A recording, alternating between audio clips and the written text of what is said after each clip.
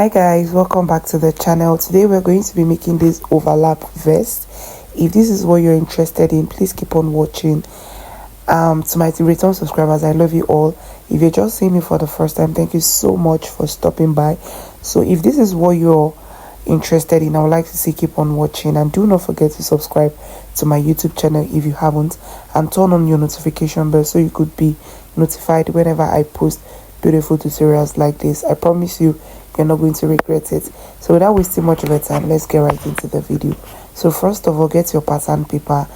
I'm going to start by marking my starting line, which we normally do.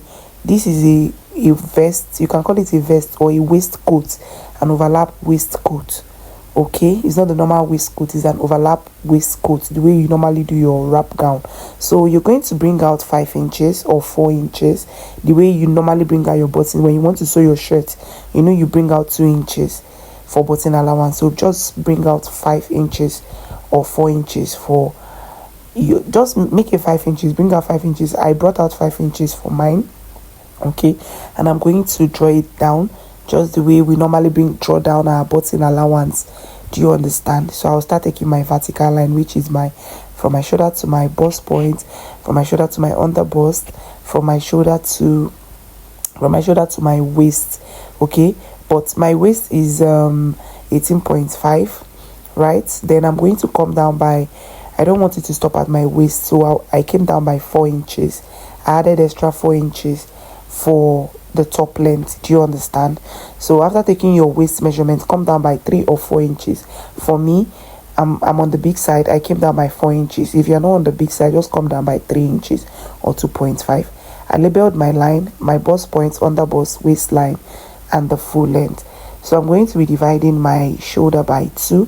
My shoulder divided by 2 is 9 inches, and I'm going to come down by 1 inches. After that, I'm going to take from my 1 inches, I'm going to come down by my armhole, which is 9, and is also going to serve as my chest line. So I'm going to reconnect the lines, all right, and make my armhole curve. Simple as that. Then I'll take my neck width 3 inches, and I'll connect my shoulder slope. My neck width 3 inches, I'll connect my shoulder slope to that neck width. All right, so I'll label my chest line. So the next thing I'm going to do is to take my nipple to nipple, which is my bust span. From my bust point, I take my nipple to nipple. On my under bust, take my nipple to nipple down to the full length, and I'm going to connect the lines straight like this. Then on my waistline, I'm going to come out by 0.75 and come down by 1 inch on my bust point, and I'm going to reconnect like this. This is my dark leg, and I'll connect it down to the full length. All right, now I'll take my round bust measurement. Sorry guys, I'm going to on that shoulder line, that shoulder slope, I'm going to divide what I have there. Okay, I'll get what I have there, and I'll connect it straight to the bust point, just this way. Divide what you have on your shoulder slope, okay, and mark it straight down. Then there, to tighten your shoulder, you're going to come out by 0.75, okay, and you're going to connect it just this way. Do you understand? That is it. So this place I'm marking is going to be cut out. Now I'm going to impute my round body measurement. I'll take my bust divided by 4, and I'll add extra 1.5 inches seam allowance. My waist divided by 4, I'll replace that intake and add 1.5 inches seam allowance. On the full length, I'm going to divide my hip divided by 4, and I will add extra 1.5 inches seam. Oh, sorry, I won't be adding any allowance because it's not going to get to my hip. Okay, so from there, I'm going to come up by 1.5 inches, and I'll make it curve. If you watch the one on the thumbnail, it's not straight, it has a little curve right by the side. So the next thing I'm going to do is to determine my V neckline, where I want the neckline, that's my neck depth, to stop. Do you understand? So like the neck depth, if you remember, we've not gotten our neck depth, right? So I want mine to stop at the bust point, the V neckline to stop at the bust point. So from my neck width, I'm going to connect straight down to that bust point, under bust, sorry, with a curve under bust. You can stop yours at your bust point, that's your V neckline, but the way I want it exactly the way it is on the thumbnail. So I connected it straight down to the under bust, the opening straight down to the under bust with a curve. Do not make it straight, with a curve. Do you understand? Then from there, from that place, I am going to come out by 3.5 inches, and I'll connect it this way. Can you see? And I'll curve it in. Do you understand what I did? From the button allowance, I came in by 3.5 inches and I slanted it inside. Do you understand? It is self-explanatory, guys. So I'll go ahead and cut this out. Watch out and see how I am cutting this.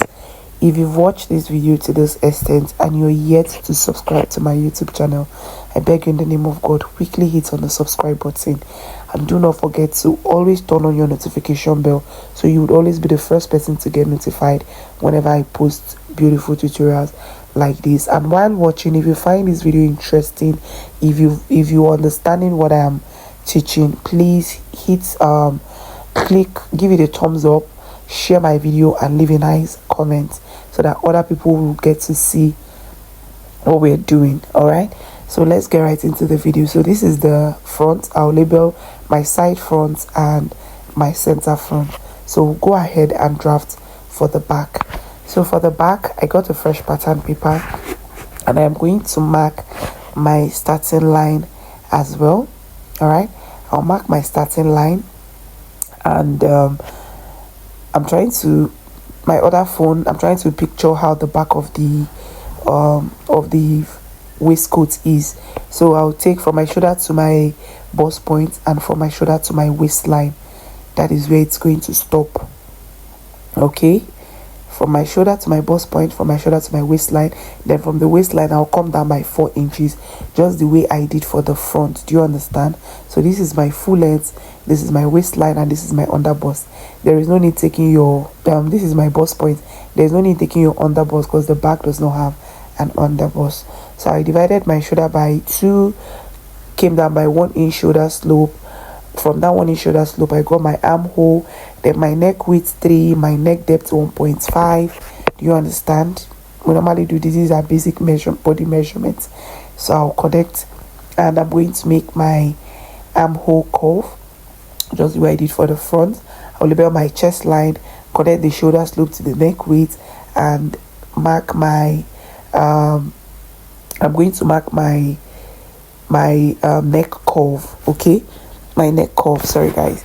So that is it. So the next thing I'm going to do is to take my bust pan, which is my nipple to nipple, from my chest line down to the full length. The front was from the bust point, while the back is from the chest line down to the full length, and I'm going to connect in a straight line. All right, then on the waistline I'm going to be coming out by 0.75 inches, and I'll come down by 1 inch from the chest line. All right, I'll come down by 1 inch from the chest line, and I will connect the lines. All right, I'll connect the lines just this way. Hope you guys understand what I'm doing. This is my dart leg. Then after this, I'm going to impute my body measurements. Hope you guys understand. Then before imputing my body measurement, same thing we did for the front. On that shoulder slope, I'm going to divide what I have there by 2, and I'll connect it straight to the chest line, and I'll come out there by 0.75, just the way I did for the front on both sides. 0.75, okay, on both sides, and that will be cut out. All right, so this is it, guys.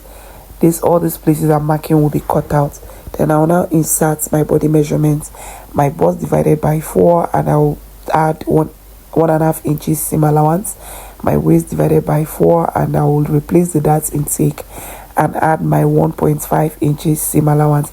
On my full length, I'll divide my hip divided by 4. I won't be adding any allowance because it's not getting to my hip, so the full length doesn't need any allowance. All right, so I connected it, and I'll do same thing I did for the front. Come up by 1.5 inch and make a curve. Okay, so that is it, and we are done drafting for the back. I'll go ahead, cut this out, and after cutting, I'll be cutting on my actual fabric. And this tutorial is not going to be having any lining. All right, it won't be having any lining. Okay, so after cutting this, I'll go ahead and cut on my fabric. So guys, I'm done cutting. Always remember to label this is my side, my center back and my side back.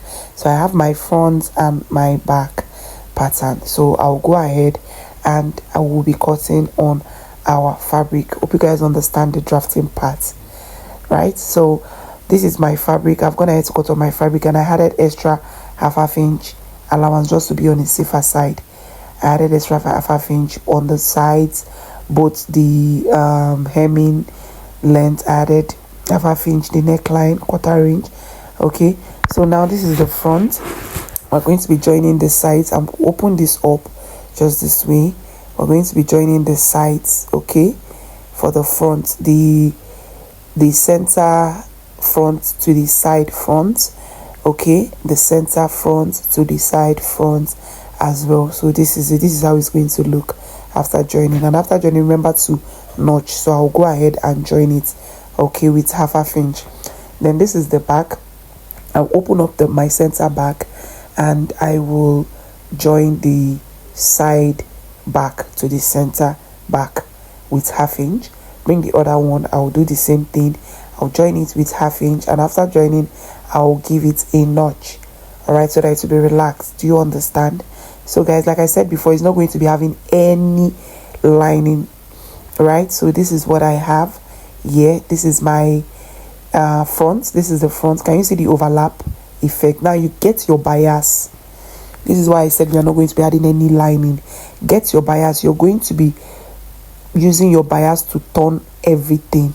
Now you start from the inside, you bias from the inside, and you bring it outside the front. Okay, normally if you want to turn your bias, you start from the outside so that you can finish up the inside, but in this case you start from the wrong side, that's the inside of your outfit, then you complete it outside so that black will be showing. So you're biasing everything, the armhole, the neckline, the full length, that's the hemming length. The only place you're not biasing is the side seam. Do you understand? That's the only place you're not biasing. All right, so I am done biasing. This is what I have. Okay, this is what I have. You're just going to add your button, overlap it, and attach your button, and you are done. It's as simple as that. I've not even ironed this. Okay, so add your button, overlap it, and add your button, and you're done, and give your top a good press. So guys, we've come to the end of this tutorial. If you find it helpful, if you've learned one or two out of this tutorial, please give it a thumbs up, share my video, and leave a nice comment so others could connect. Okay, and the algorithm will know we're doing something great. You guys know I love you all. And if you haven't subscribed, please hit on the subscribe button, and do not forget to turn on your notification bell so you could be notified whenever we post beautiful tutorials like this. Okay, see you on my next video. Bye.